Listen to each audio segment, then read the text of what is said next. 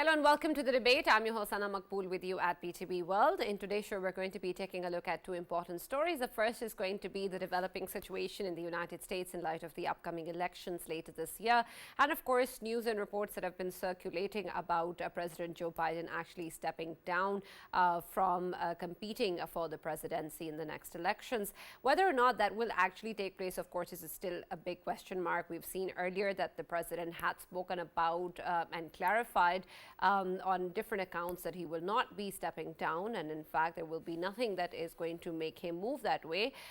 If there is any prescription that he's sick, or if any doctor actually is able to point out what's wrong with him, he would consider. And then, of course, as fate would have it, he was also unfortunately diagnosed with COVID-19 just the next day. And now it seems that many are talking about what they're calling soul searching, or some sort of reflection that the president seems to be doing in terms of taking a look at where he stands and what the situation is amid all the pressure that seems to be coming in from various Democratic leaders for him to step down, saying that that must be the best option for the United States. Whether or not that is the case, whether or not Mr. President will actually move forward with this particular decision, of course, is something that we're all waiting for.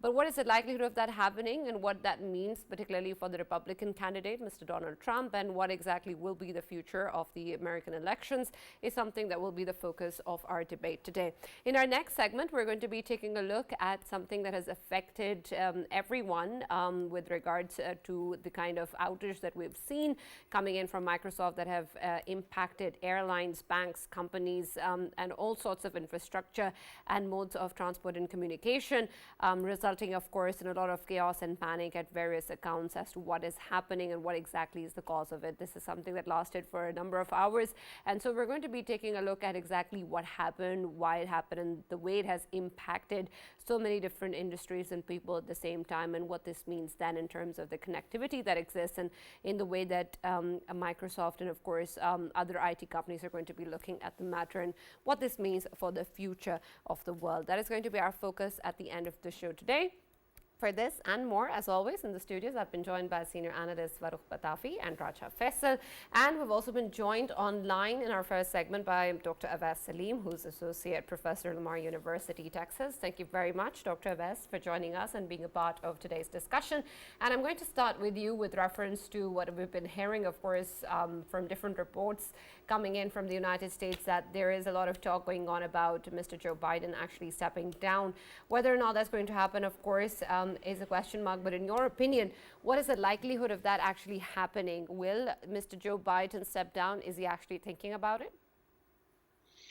Thank you so much for having me. I think before I get to that question, it's an irony that in a superpower, their presidential election is under the spotlight all over the world, and the choice has come down to two gentlemen. One is kind of under the scanner because of his health issues, and the other one is, as we all know, he is dealing with his legal issues and everything.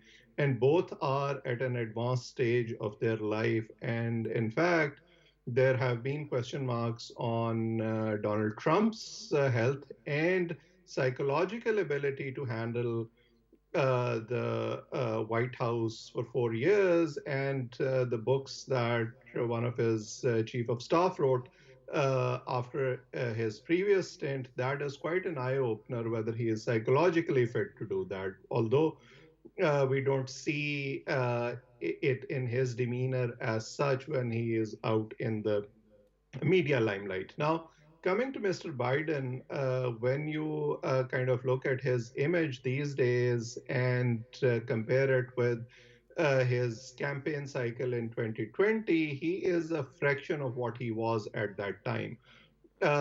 Of course, there were question marks during these 4 years as well, questions over the government's performance, what he did to alleviate the concerns of the groups within the Democratic Party, like the females who were more aligned with Hillary Clinton when the last election took place, the left leaning younger voters who were more in favor of Bernie Sanders. So there are groups within the Democratic Party as well but everything, it seems, has gone in the background and all the focus is on his health.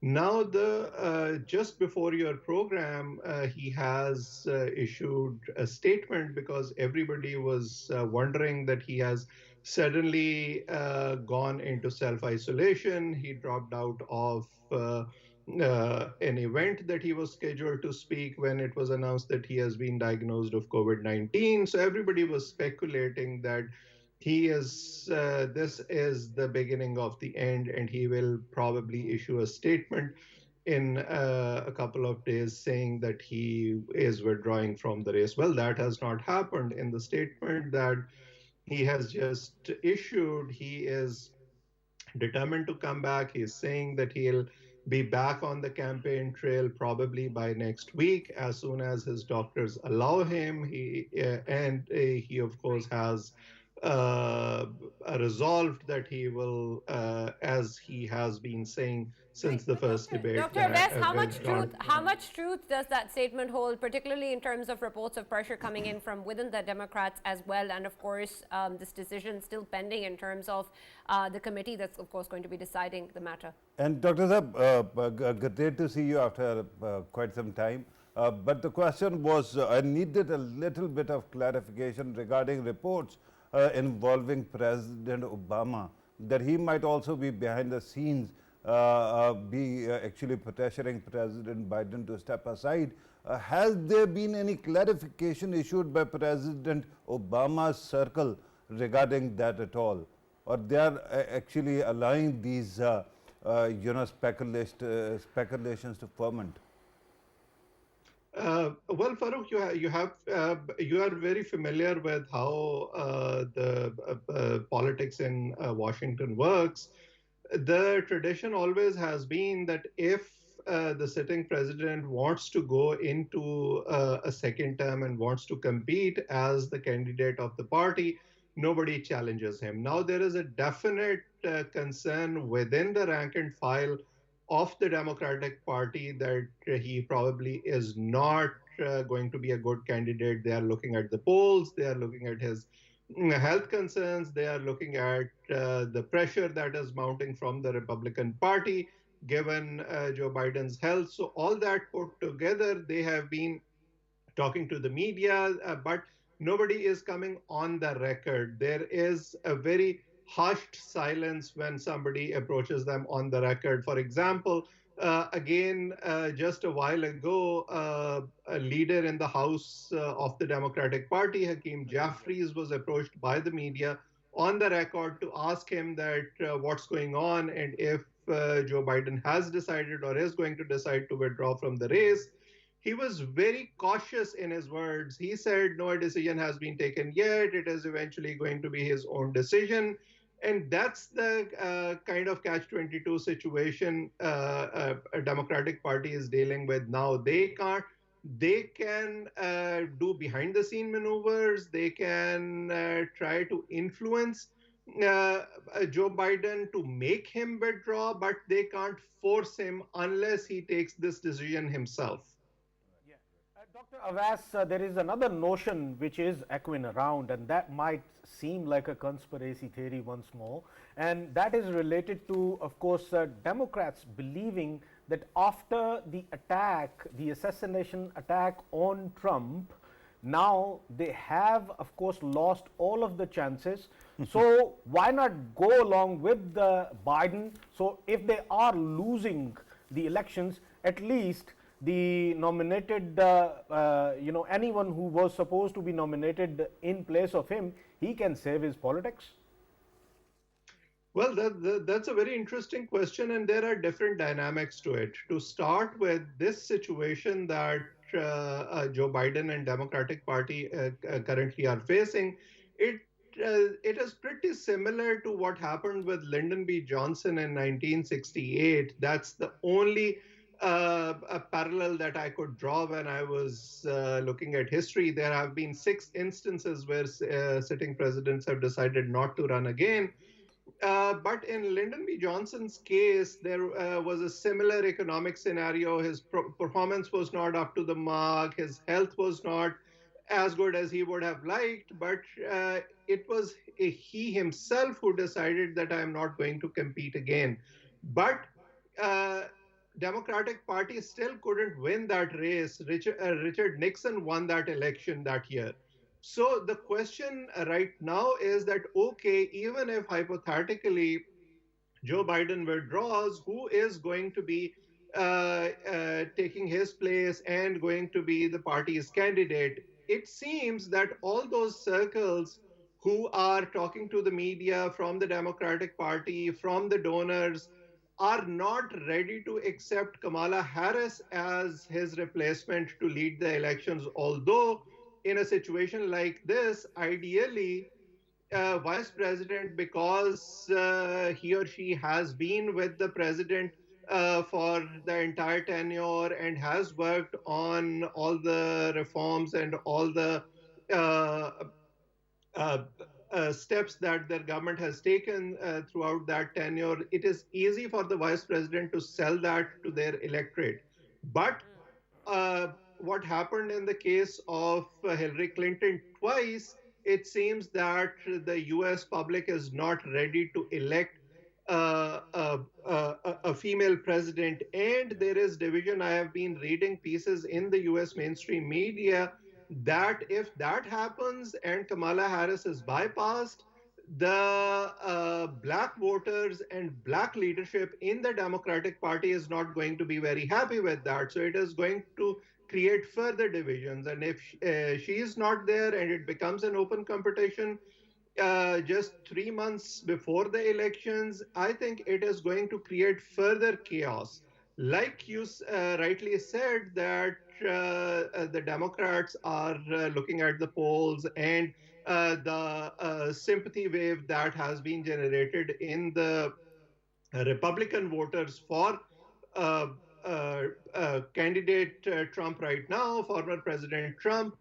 But I have also seen an outpouring of emotion for President Biden. That, oh, look, he has been in the public service for so long. He is being pressured unnecessarily. We still trust him. I teach political communication, and in political communication, we always teach that emotional appeals always work best when you want to motivate or persuade somebody. So it seems that the Democratic leadership, rank and file, is currently thinking more with their head, whereas their voters who are aligned with the party, who are registered Democratic voters, they are probably thinking with their heart. So let's see what happens when it reaches a logical end. I don't see any reason, or from what I have read or heard from the Biden campaign, that he is going to withdraw. I think he is going to stay in the race. All right. And Farrukh, I want your perspective on this discussion as well as to what exactly will happen. But I also want, in your perspective, what is the better option for the Democrats? What will be the way forward for them to, as a party, and as a way forward, which candidate they want to go ahead with, whether Biden should step down or not? What is the right decision for the Democrats? Good God, Madam Speaker. I've been shouting atop my voice that nobody can, has it in bag except for Biden. Because you have to understand how complicated it is. By the way, before I answered that question, I just wanted to point out that it saddens me that President Obama has not come forward and denied the reports that he is playing any role, because if last I remember, when he was president, Joe Biden was the most loyal whip of in that country, and it was something that was quite visible. So it saddens me that President Obama might actually be harming his own image in front of his own supporters, that all this is happening. Remember that the first stone cast came from Obama's the orbit. The people who have served with President Obama were the first to point out that the debate was not correct and something weird has happened and he perhaps should step aside. And repeatedly, and there seems to be a connection, Sana. Okay. If you look at what happened to Trump, of course, the media at that time was totally rabid and it was criticizing, Trump absolutely. But where the actual gears shifted was when he had tried to invite Taliban to Camp David. And at that time, it was almost certain that, he is going to withdraw. And there was a pushback from the American deep state. And at that time, this was, remember John Bolton, the way he actually quit and the way he started castigating Trump publicly was well known. Similarly, President Biden was presented as someone who is coherent, who is articulate, he is aged, but he is performing by the media. All of a sudden, what happens? He withdraws from Afghanistan, and again the same CNNs, the same, Fox News, everyone actually totally loses it. Of course, Fox was opposed to him already, but ABC, MSNBC, and umpteen others. So there seems to be an element of deep state which is angry with both these candidates because they withdrew or initiated a withdrawal from Afghanistan. So right now, what I thought that day when the debate was going on, that there was an element of entrapment, that you will concede a lot of ground to Donald Trump, allow him to actually have these terms that there's no going to be any real-time fact-checking and all. CNN is thought to be the establishment channel in America. And then the camera angles, the way they actually kept on portraying President Biden as an alter ego of Musk, albeit a slow one, that was something, green face and everything, right? That was something that seemed to me like an entrapment. But then I've seen President Biden's orbit actually going totally crazy, and this actually worries me. Remember, Biden, there's a reason Biden is head of the ticket. He is a white man who has a working class background, who has been a unions man through and through. Then he has been, in terms of, delivering to the most vulnerable classes or, races in America, he has delivered beyond anyone's imagination. Their bipartisan infrastructure deal, the post-COVID deal, so many others that he has actually committed to, and he knows how to work the Senate and the House as well. And remember, it is a man who we had actually written off during the Iowa caucus because we thought that because of his son and all propaganda last time, right, that he might actually lose. What happens then? What happens is he goes to South Carolina, a hub of black vote, and all of a sudden he returns to the top of the primaries, right? Similarly, he is a man in whose support Bernie Sanders has actually written a piece in a paper. Similarly, AOC and the Progressive Caucus have actually stepped forward and supported him. So with all that happening, the question then is, what is the problem? It seems that there are elements within the deep state who are angry with him, and then there are people within, the Democratic Party who might actually want him to sidestep. And I think Dr. Awais is absolutely correct. What happens if he steps aside and Kamala Harris actually adds the ticket? She is a brilliant whip, and I assure you that when she is going to become president, she is going to be great as well.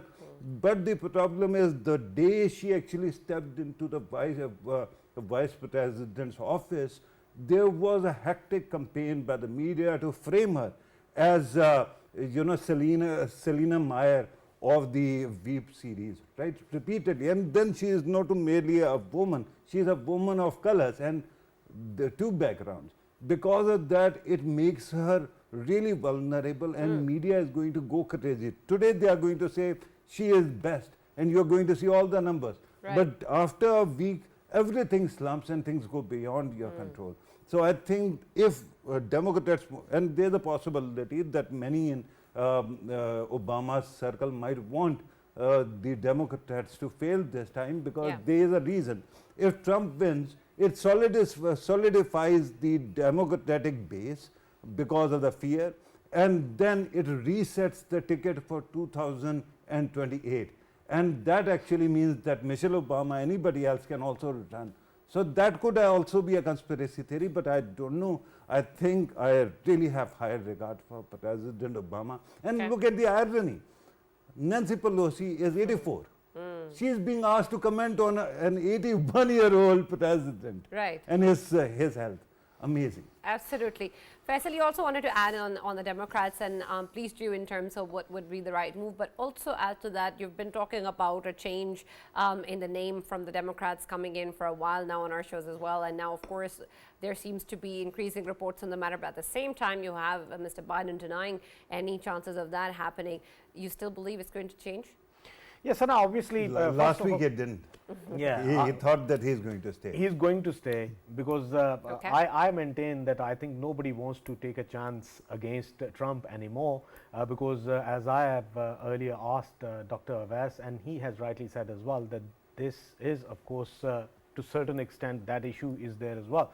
But Sana, I wanted to highlight one aspect which we saw that it was discussed in the first presidential debate as well, and that was related to how US is going to place itself on the matter of Middle East, how they are going to react to it in coming future.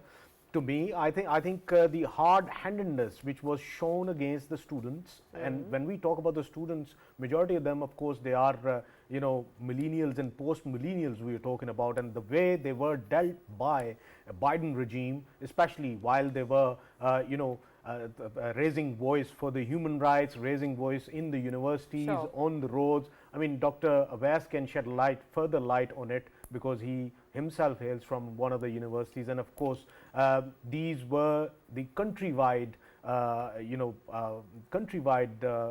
people were coming out and students were coming out. So to me, I think the way he dealt with, if now suddenly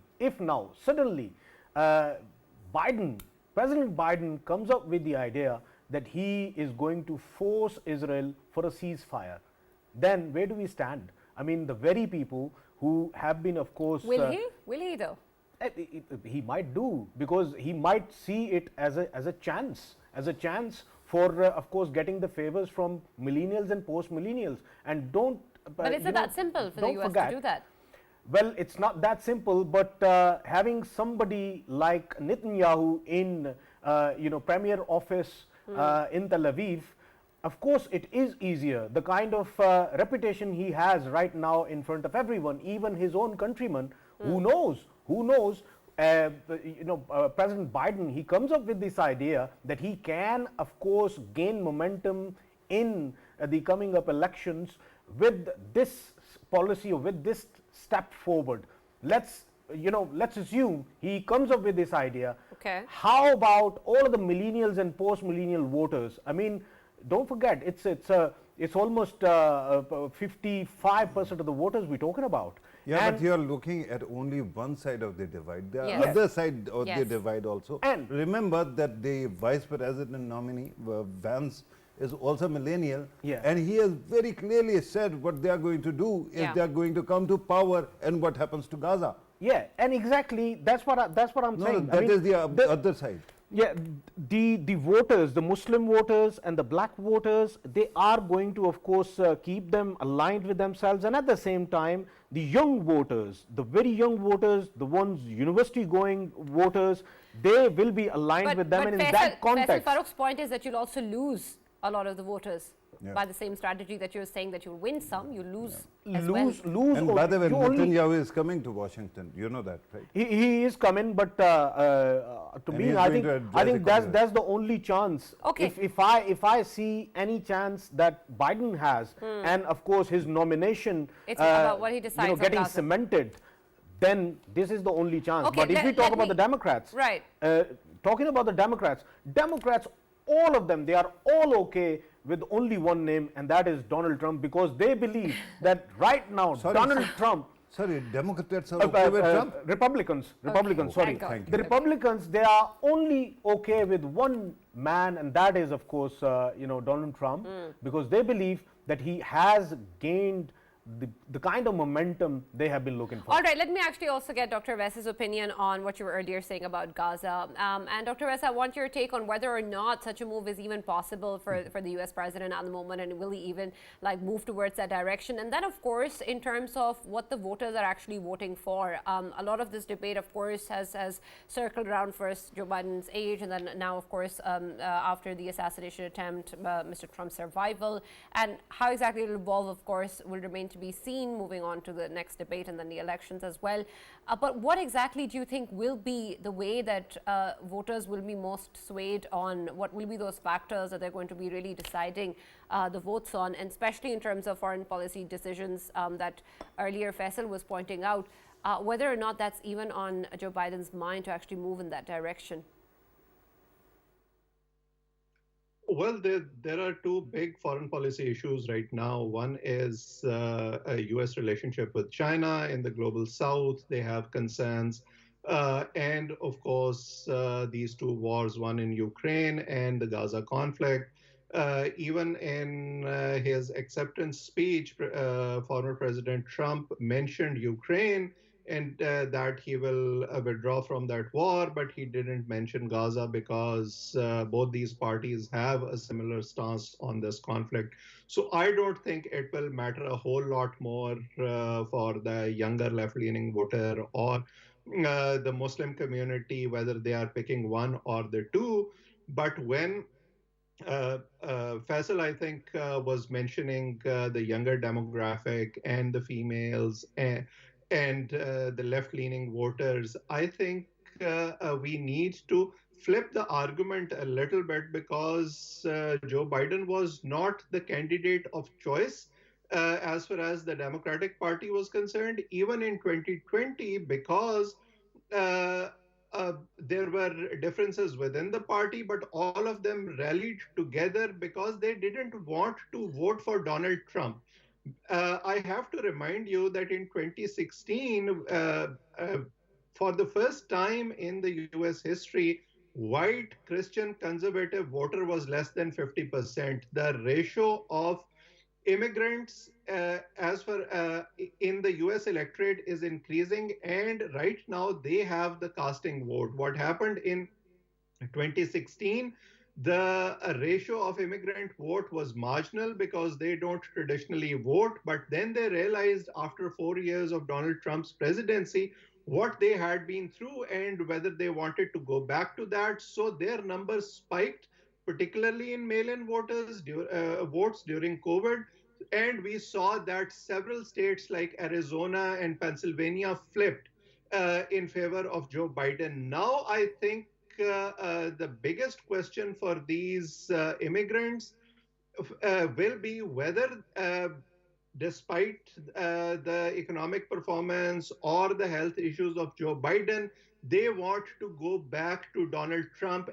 Because when they talk about immigration control, when they talk about uh, uh, allowing guns and no gun control, when they talk about abortion issues, all these are things that are divisive, that have become political and are very dear to the younger demographic, particularly left leaning.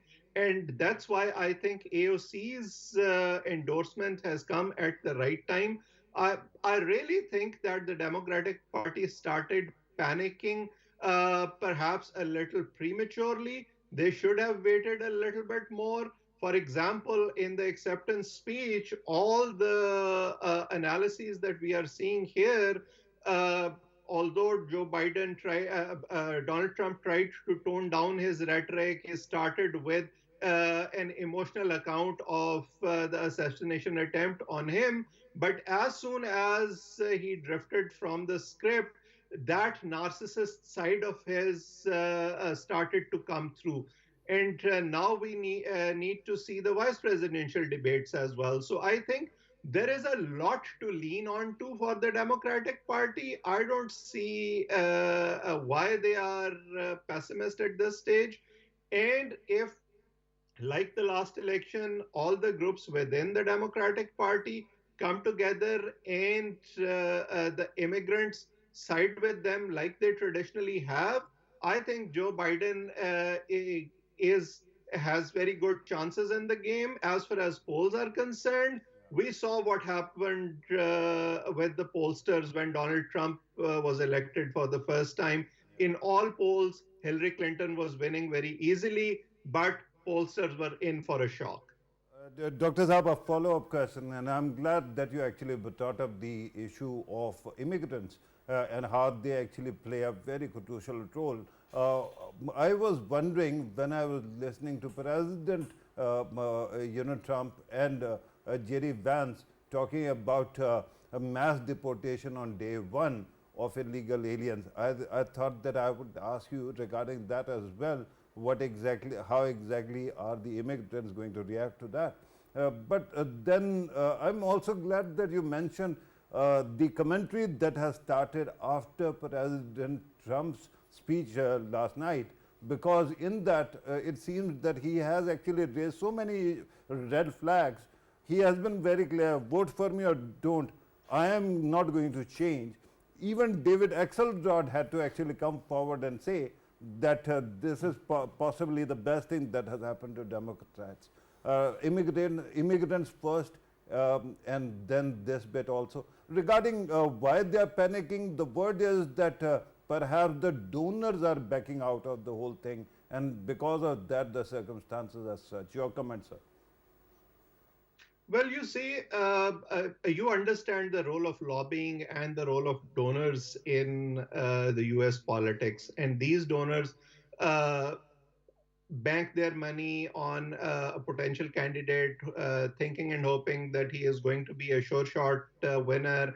And then it will lead to policies that will result in material rewards for them after the elections. Now, for instance, I was reading a piece this morning that Donald Trump has said in his speech that I am going to withdraw all the incentives that are being offered on electric vehicles. So what will happen to Elon Musk, who is backing him so vigorously only because he thinks that if he is elected president, he'll get benefits from the White House. So these are the games that are played behind the scenes. And when the party leaders express their apprehensions, of course, it rubs on to the donors as well.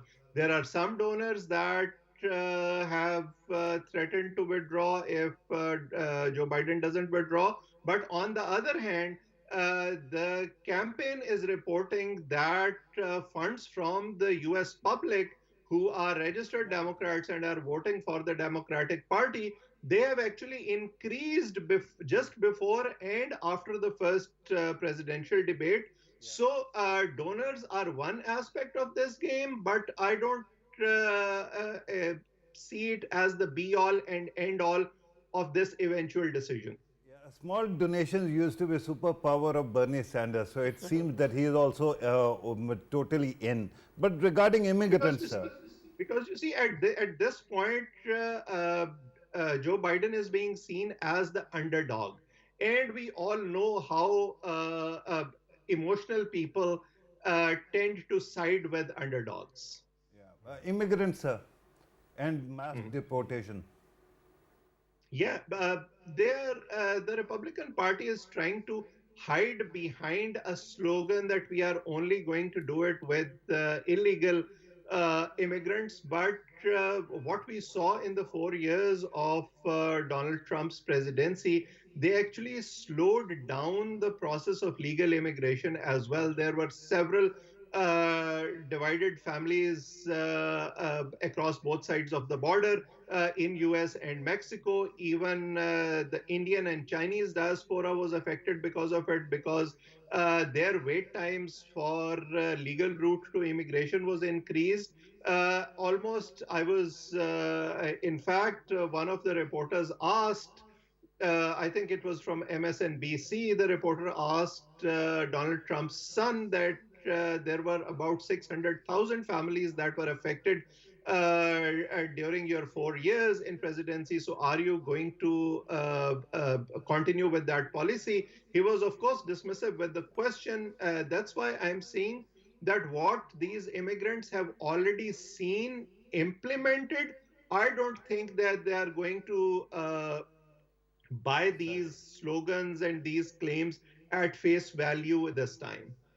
By the way, Sana, Right. earlier when you were asking me what is the best course for Democrats, I'd tell you simple thing. Okay.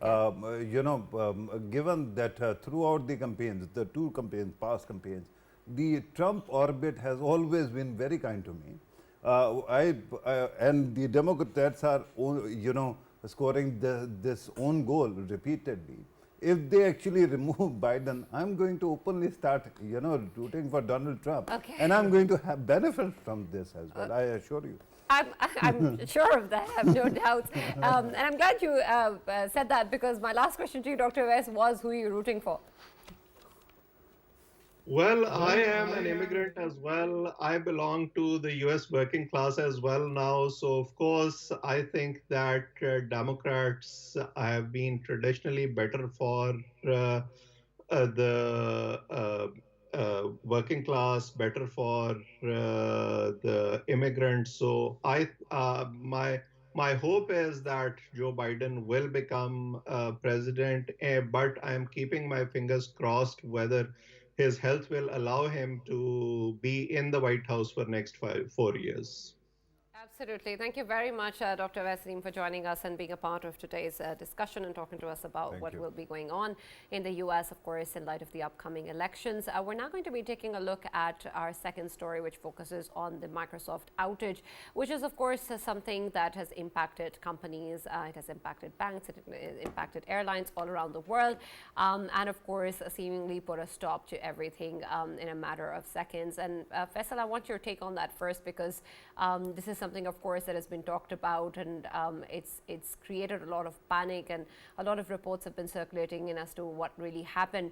And while, of course, we assume that things like that don't happen, they do sometimes. But what is the impact of this actually going around, and how big of a challenge will this be to Microsoft and the cybersecurity firm involved? It has impacted a lot of things. We still have to see whether it has impacted Faisal or not. It has, it has.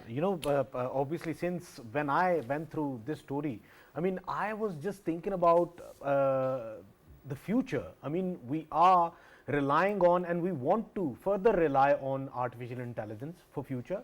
And then we are relying on, computers in every aspect of our life. And at the same time, we know that there are, hackers as well out there. I mean, yes, there are ethical hackers. Yes, there are, anti-hackers, but hackers are there as well. So, in coming future, if we rely... Sorry, but who are ethical hackers, really? Ethical hackers. Ethical hackers are the one that are required to hack for certain reasons for a better society. Not required. Who actually, by principle, actually, don't go just bulldozing everything.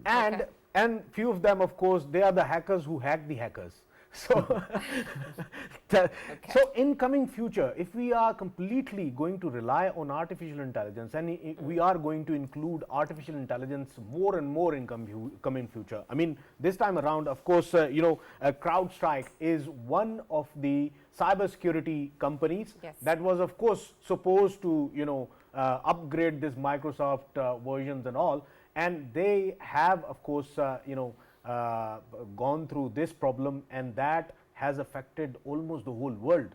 We're talking about the flights, we're talking about healthcare, we're talking about banks, we're talking about each and everything is revolving around computers in modern times.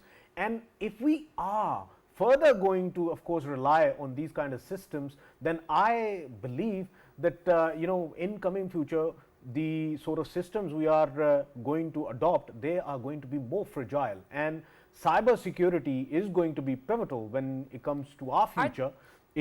Are the systems going to be more fragile or more sophisticated? more sophisticated and fragile at the same time, because if they are cracked, if the systems are cracked, then of course it's a problem. And number two, if everything is going on artificial intelligence, then if there is a problem, I mean, so far it is in the hands of man to, of course, suspend all of the functions which are going on. I mean, they suspended the flights, they suspended other actions which are being applied in healthcare, applied in banking system and all of that. They suspended that. But what if it was all in the hands of artificial intelligence, and artificial intelligence was running everything and human factor was missing? Human factor was missing, then what would have been the outcome of it? Imagine if all of the planes, rather than getting grounded, they are in the air, and this is what happens. And artificial intelligence, it's on auto, and it is of course continuing with the system as it is, but there is a malfunction, and that malfunction is not, of course, predicted by it, and the functions go along with it. I'm not too sure if it's going to be like that, but I really hope not, because you painted a disastrous picture. Farrukh, I want your take on this, because I really want to be educated on this front. The other more important thing this is my wheelhouse. The other more important thing is that the hackers, they can be the future blackmailers. Yeah, they of course are going to be blackmailers, and they are blackmailers, by the way. But see, I think Sana Faisal is watching too many, Hollywood dystopian, science fiction movies. This usually happens in most of those films. Otherwise, the presumption of infallibility of human race is breathtaking, because all of this actually arose from a bug. So who is more prone to bugs, computers or us? Most of us actually can anytime give way. We were just talking about two politicians, right, in American politics. One, was almost shot only a week ago, and the other one is ill because of COVID. So the fact is that machines keep improving, and of course there are bugs, but they are getting better every day. Now remember that when it comes to cloud services, when it comes to bugging and debugging, these things are there. But as the system improves, things are going to be smoother. Remember that today's AI already has 4 superpowers. Do you want me to name them? Unlimited reach through telephony, right? Then unlimited processing space through cloud computing. Then because of 3D printing, they also have the ability to renegotiate their bodies if they want to. And the fourth one is unlimited memory, and that is again because of clouds. And given that all these speeds are so much, now you are talking about super intelligences compared to our own limited capacities. So for me to actually sit here and say that because this thing went wrong, things are going to be dark and horrible in coming days, and perhaps one day planes will start falling from the sky, I don't think so. I think that the real threat that AI poses, or all this automation poses, is not in terms of the infallibility of the system, but regarding the machine's ability to replace human beings in all walks of life. And that is a concern. I have never heard a good answer on that.